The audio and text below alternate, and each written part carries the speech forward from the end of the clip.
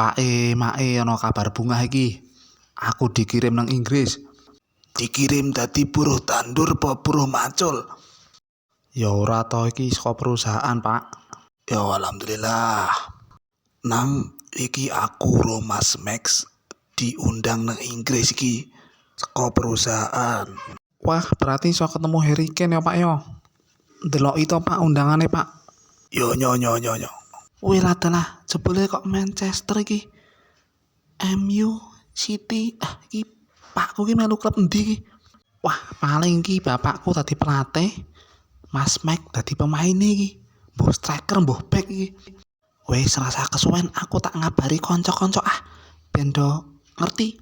Bro, bapakku dikontrak MU saiki, Bro. Minggu sesuk lek menyang. Wah apik tenan kuwi. Dadi apa bapakmu? Jos! Pelatih MU, Bro.